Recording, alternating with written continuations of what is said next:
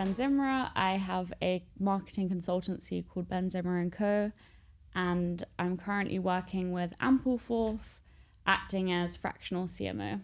And this is Evan. Hey everyone, I'm Evan Kuo. I've been working in DeFi since 2017 alongside my co-founder, and I'm one of the founders of Ampleforth and Spot.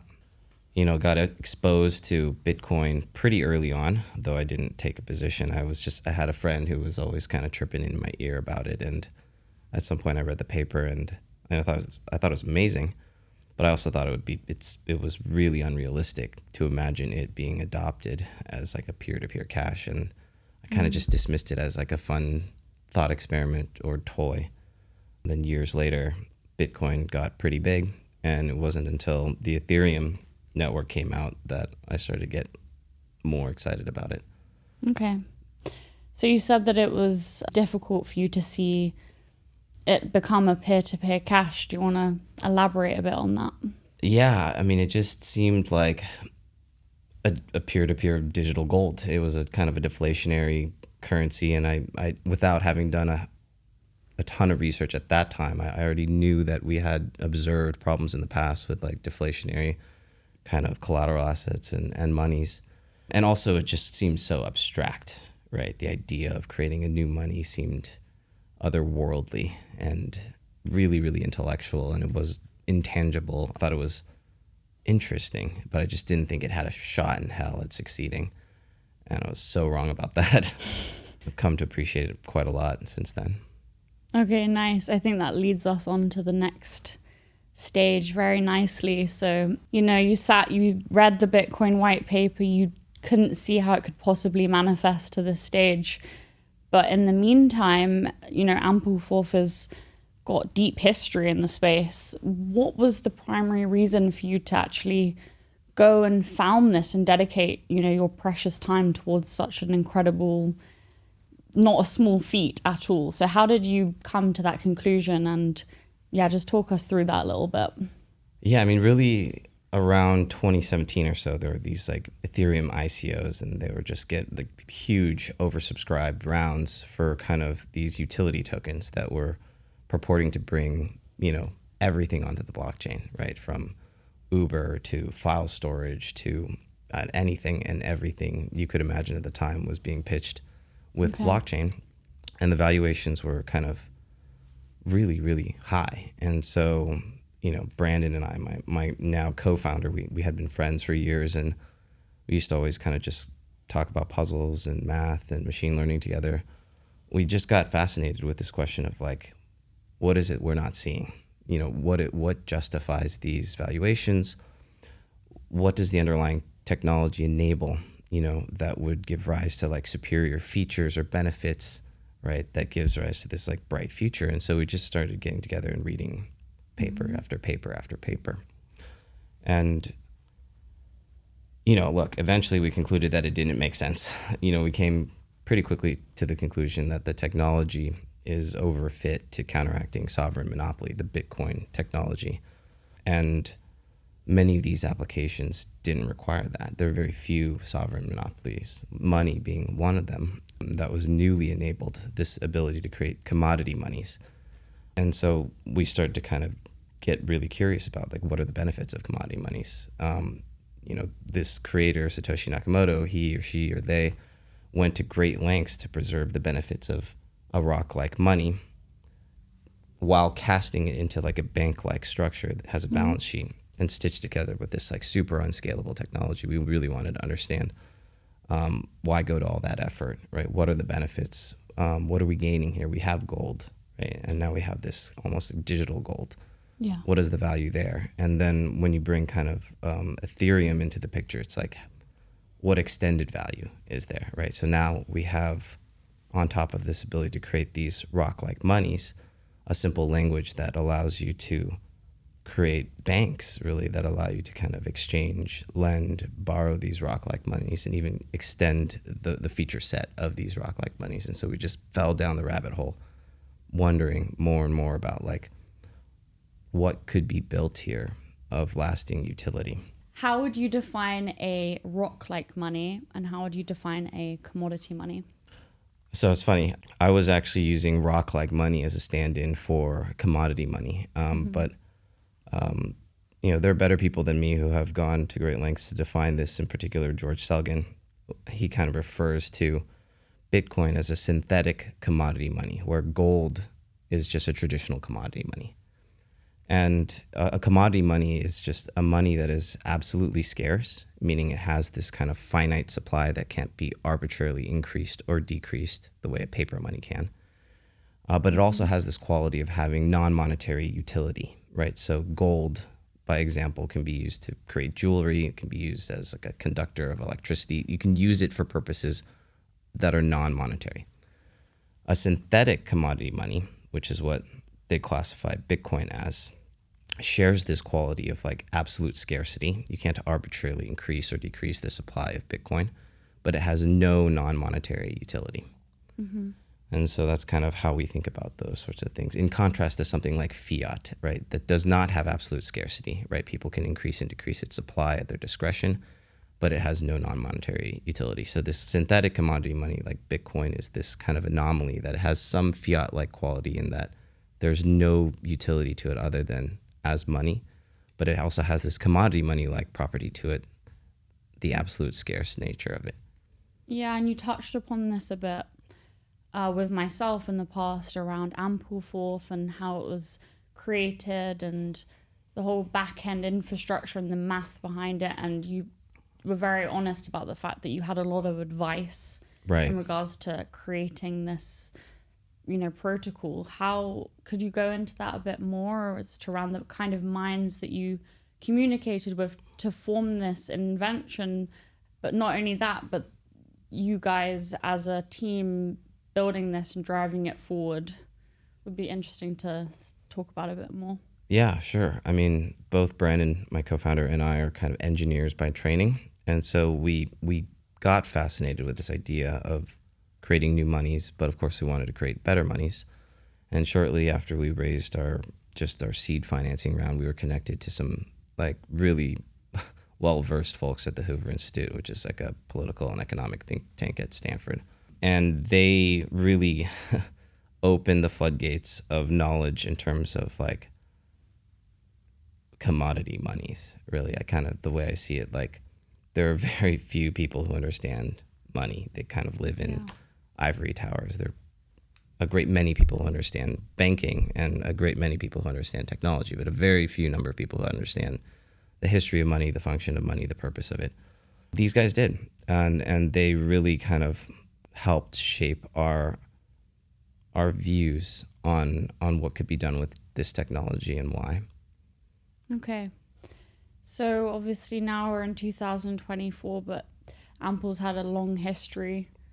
Would you like to talk a bit about Ample and its history, where we are today, maybe some of the challenges, but also the successes? Sure. I mean, I think I'll start with how we ended up with Ample. So we did a bunch of homework. We read a bunch of like old monetary economic literature, and we came to this kind of conclusion here that there actually aren't that many problems with the fiat money that we have today. The one standout problem that we have is just inflation. Mm-hmm. And as engineers, like my co-founder and I, we really just wanted to make something that does something, to build a solution to a problem that couldn't otherwise be solved, right? And so here we are in the business of creating better monies. The main problem to be solved really is just inflation.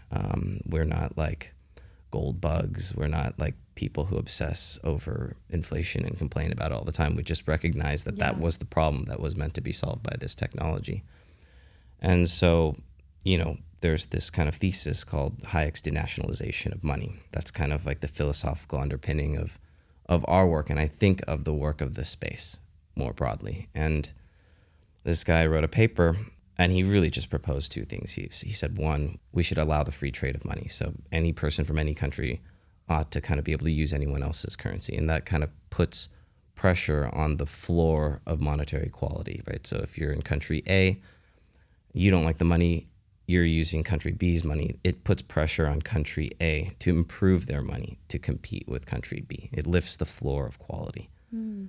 And the second thing he proposed is that we should allow the issuance of independent money, and that kind of raises the ceiling. So if some private actor or an independent actor had this kind of right to create their own money, that money would have to compete with sovereign monies toe-to-toe, because it doesn't have a military, it can't force the use of its money to pay taxes or anything like that. It would have to actually just win on the most kind of competitive battlefield. And in doing so, it would lift the ceiling. And so that's the basic premise of Hayek's denationalization of money. And he really, said very clearly that to do so, you would just need a money that's like really stable in the long run. And he even proposed a price target, a basket of wheat, rubber, oil, cotton. But it was plainly laid out here that if you could create a stable money that was denationalized, that would be a better money than sovereign monies. And that was kind of his general thesis. And so we set out to create a stable store of value. And, originally we really wanted to create a perfectly stable store of value. And we had a reserve system, and we explored all of the kind of techniques that were out there. And we put them all through a very simple litmus test. We asked this question, which is, what happens if there's this secular decrease in demand, right? And it just remains at this depressed kind of level indefinitely to the system. What happens to each of these systems? We just asked that question. And all of the known designs that, we approached, they all kind of just exploded. They couldn't survive number going down and then remaining down for a long period of time, which happens. And so if it's the type of money that explodes or requires a bailout in order to function, then it's no longer carrying it with it the benefits of commodity monies to begin with, right? So this durability, this durable nature of these commodity monies is one of the features that Bitcoin was able to carry over into its design. So if we were to create a perfectly stable money that just couldn't last or required a bailout or triggered a bank run or anything like that, the job would not be done. And so we came to the conclusion that we couldn't create a perfectly stable money. And we began to ask ourselves, okay, so if that can't be done, how can we at least expand the function of a commodity money such that it can become more useful? And that's how we ended up with AMPL, which is we gave it a price target. Yeah. So we created this price stable but supply volatile cryptocurrency where the number of units in your wallet increases or decreases with demand rather than just its price. Mm-hmm. And that enables kind of contract denomination. And at the time, we're like, okay, as far as we can take it, a bailout-free money that can be used as a unit of account. Here we are. We launched AMPL, and we had some hypothetical use cases for it that we couldn't quite pull off yet. There wasn't the infrastructure, or there wasn't a demand for contract denomination. We hadn't clearly imagined how we might use this feature. We just vaguely imagined okay, you can't denominate a mortgage loan in Bitcoin because maybe you borrow 10,000 Bitcoin to pay off, to start paying off a $2 million house. You're 5 years in, all of a sudden you still have to pay off this loan, except for instead of it being $1 million, it's $100 million, right? Because the underlying unit of account is so volatile. And we were like, okay, in theory, with a decentralized unit account, you could denominate contracts. And then we launched it for a while, just kind of sat there doing nothing. And then sometime around 2020, we kind of stumbled upon, basically liquidity mining. And so at the time, Uniswap was really small, right. But it was very difficult for us to get on centralized exchanges because they required a special technical integration. So we said, okay, let's just lean into the decentralized exchange here, right? And we'll create a simple incentive program called the Geyser program. And people just went nuts for it and triggered a huge swell of growth for us in that summer. I don't think people quite understood what it was we were seeking to do or how, but it got exciting for us. And then from there, we've really just kind of continued to attempt to solve this problem of how does one create a better money. And I can kind of talk more about that later if you like. So we talk about AMPL as this commodity money. And I think we touched upon a few things. It's the deflationary way, the inflationary way, the number go up way.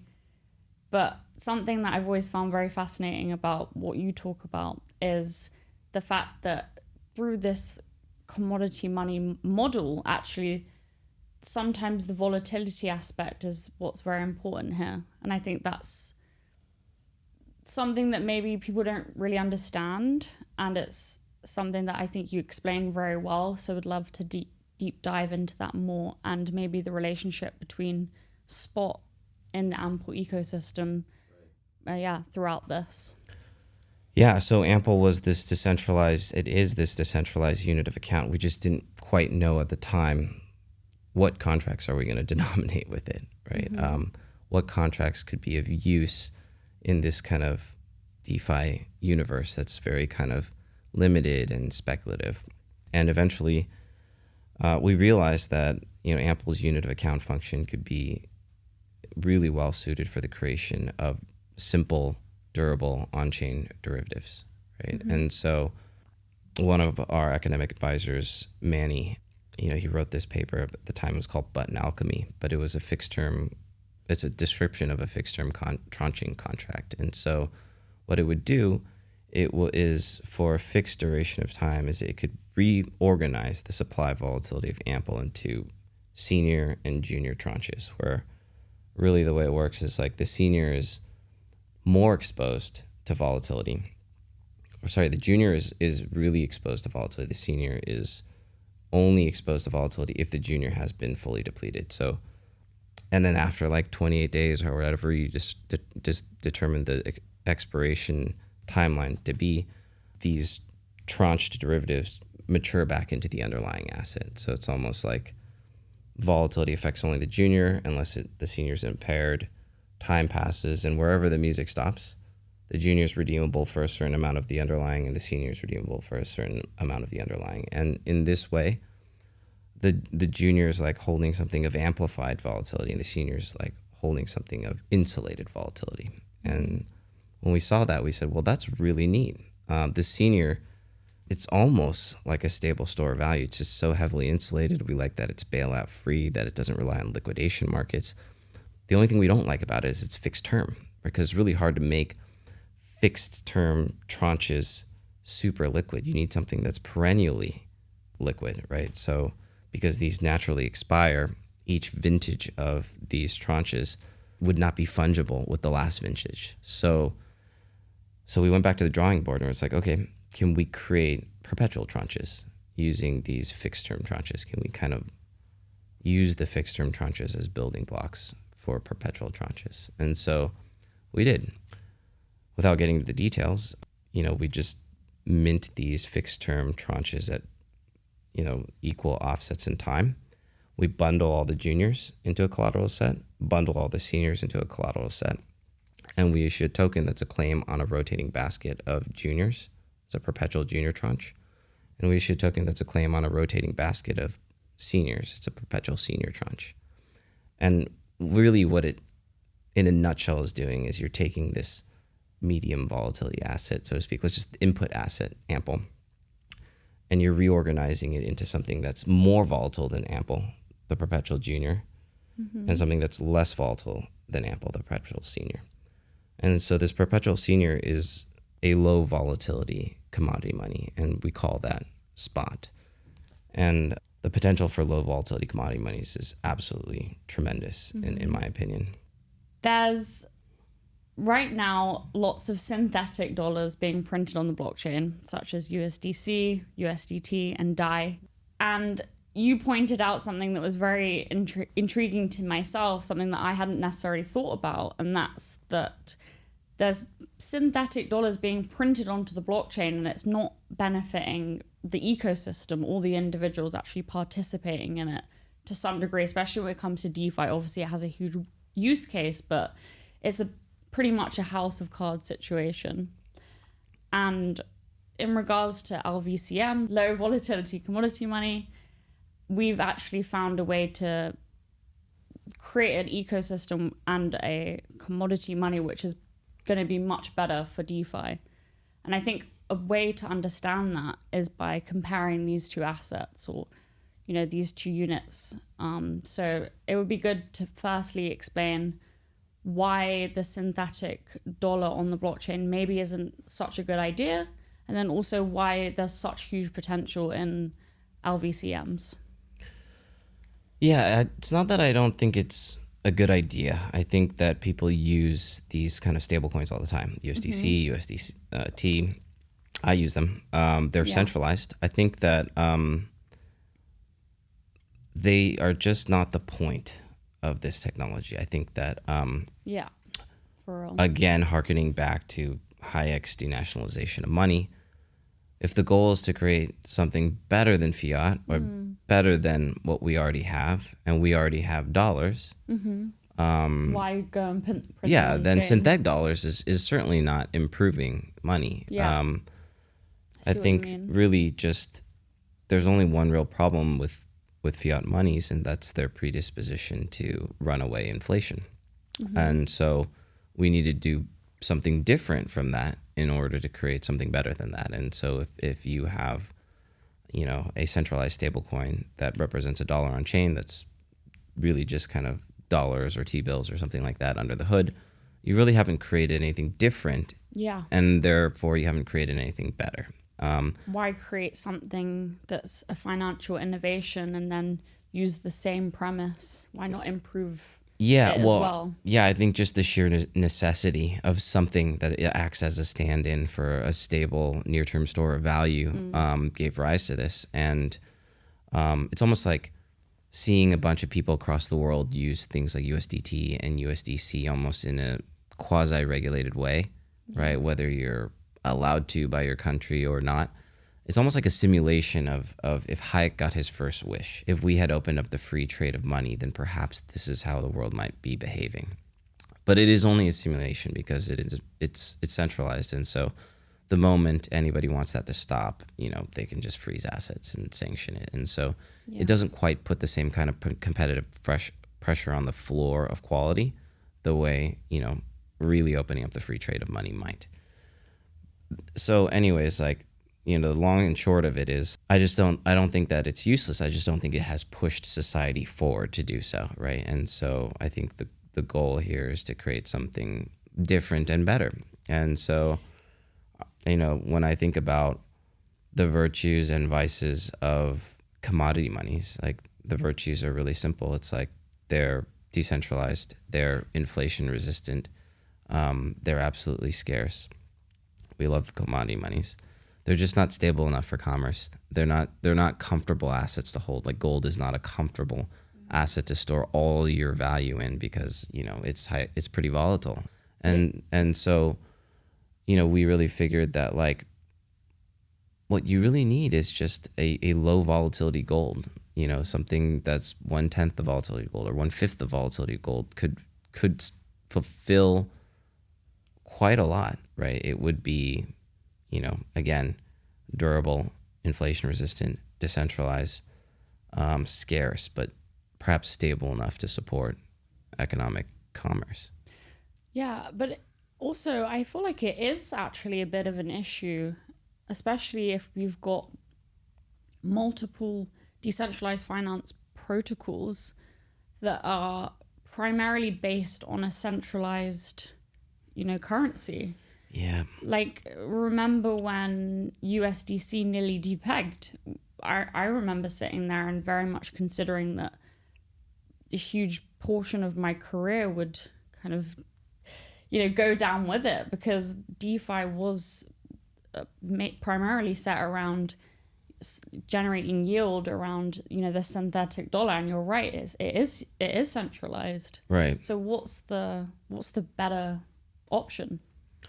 I mean, look, you make a really good point. So if you discount the existence of these centralized assets because they exist at the discretion of regulators, right? Somebody could press a button and make them go away. If you subtract them from the system, what we have in DeFi today is we have enabled the free trade of highly speculative volatile assets through AMMs like Uniswap. And we've also enabled the leveraged free trade of highly speculative volatile assets through things like Aave, Compound, and any number of kind of platforms.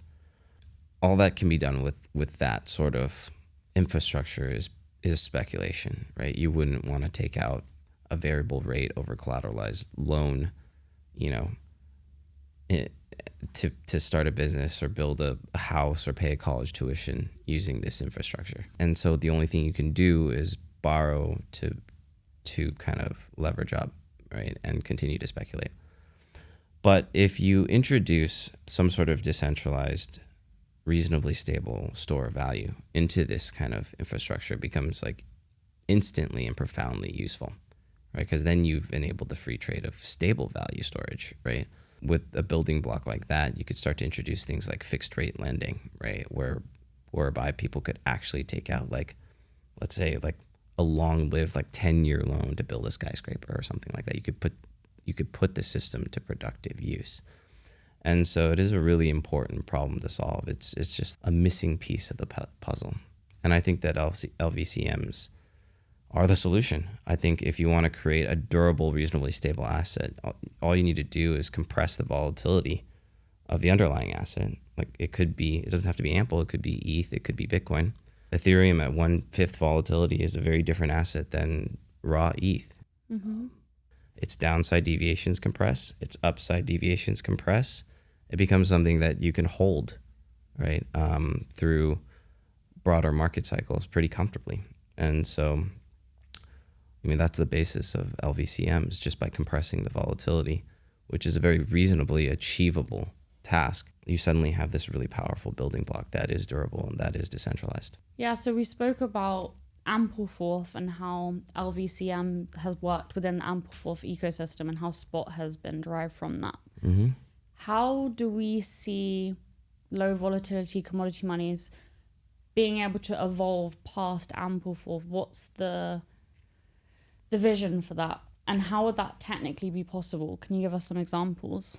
Yeah, I mean, I would just go ahead and say, like, you know, the most clear analogy that I can communicate here without getting technical is just like, and this is not how it works under the hood, but you can think of it as similar to a perpetual future, mm-hmm. right? So a perpetual future, we've all seen like 2 and 3x like S&P perps, right? So you can imagine, you know, just as you can create a 2x S&P perp, you can create a 0.5x S&P perp, right? And if you were to hold those two assets together in equal quantity, you would have essentially an S&P, right? Yeah. They would cancel out. The product of them would be 1, right? And so you create a low volatility commodity money by also at the same time creating a high volatility pair, because in this way, volatility is neither kind of created nor destroyed by this act of financial engineering. That's how you know it's kind of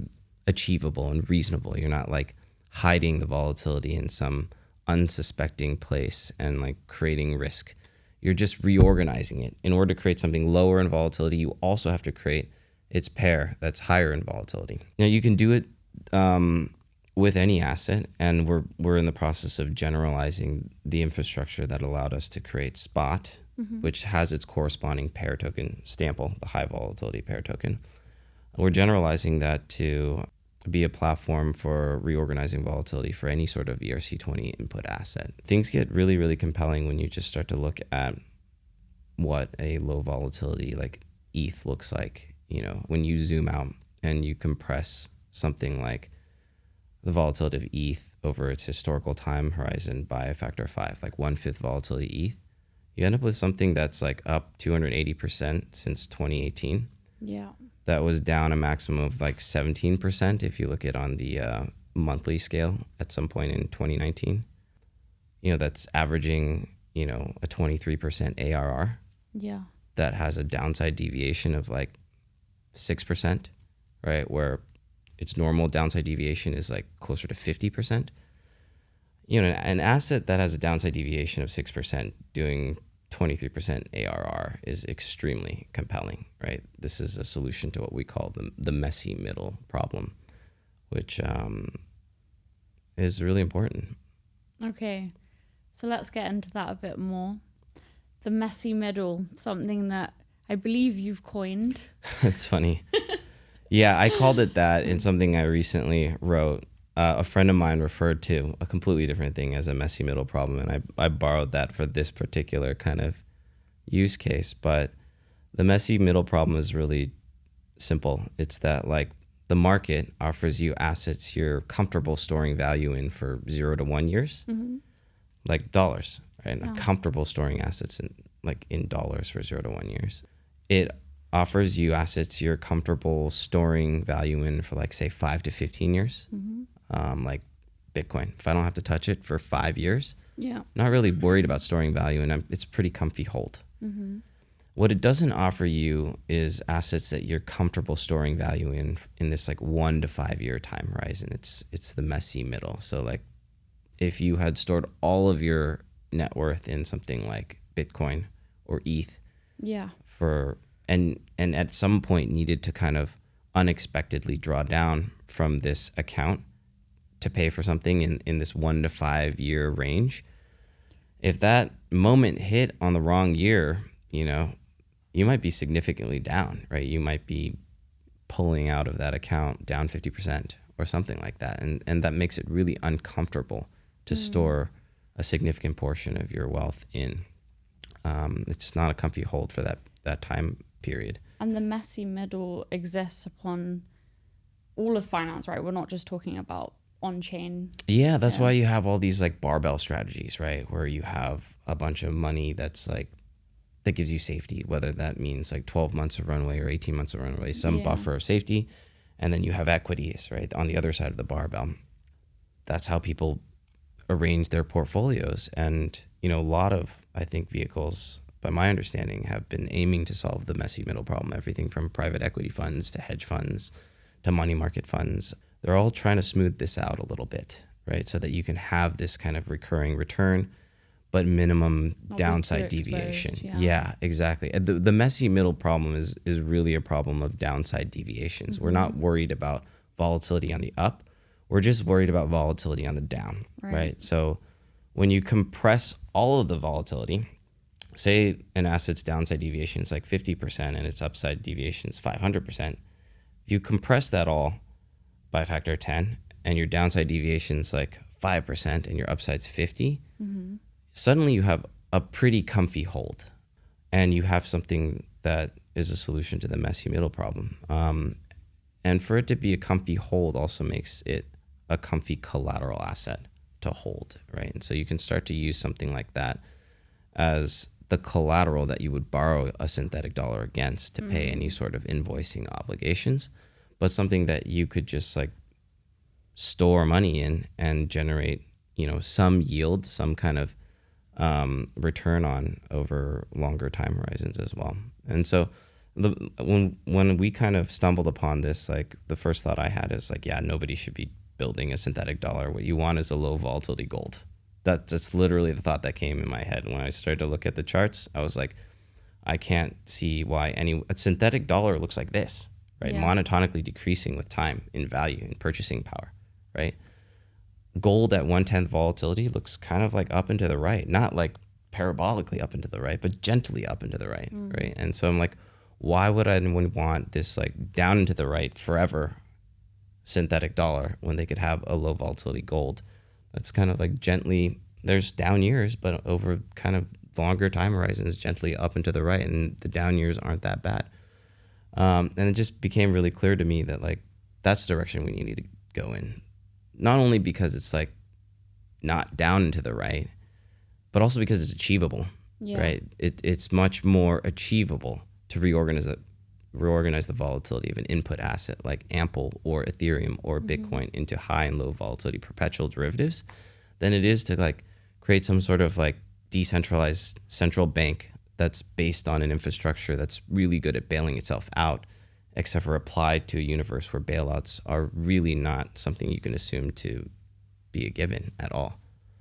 And so that's where I kind of come to this conclusion that low volatility is better than no volatility.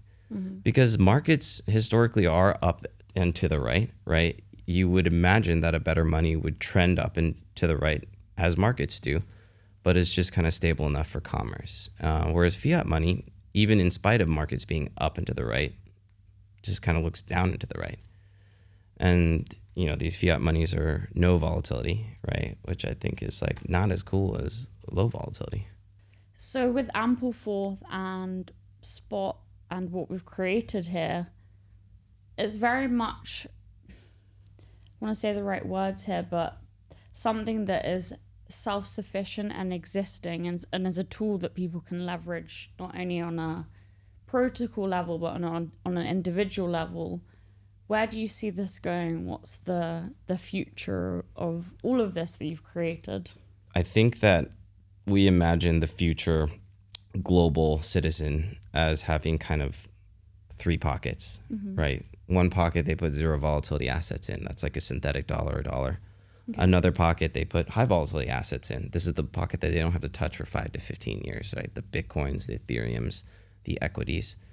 And in that third pocket, that messy middle pocket, they hold LVCMs, low volatility commodity monies, which they can put a significant amount of money into because they're not worried that if on any given year they need to draw down from that account to pay some sort of medical expense or to make an investment they weren't expecting to, or to support a loved one, that they're not going to be completely punished for doing that. Right. And so, yeah, that's kind of how we imagine people doing things. And I think that like if this infrastructure exists and is durable and is decentralized, then, you know, it gives people everywhere kind of just more choices, more optionality, right? More ways for them to kind of store value, right? And look, you could also say that it puts competitive pressure on kind of central banks to be responsible with their monetary policy. But I really think it can coexist just as like an investment in a money market or moving money into like a hedge fund or private equity fund coexists with things like fiat money. These LVCMs very much coexist with like traditional commodities and equities and higher volatility stores of value and cash. It kind of just fits into these like three buckets really nicely. That was a really wonderful conversation. I personally learned a lot. I think everyone viewing can learn a lot.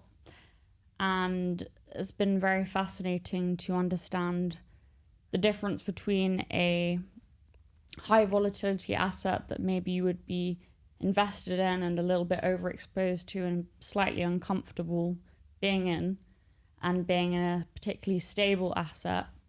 And there's this beautiful middle ground that's the messy middle that's potentially going to be the next wave of financial instrument on chain. So I'm very excited to see where this goes personally. And thank you so much, Evan, for the conversation. Yeah, thank you so much for having me. I really appreciate you taking the time to ask good questions and set this all up. Wonderful, thanks.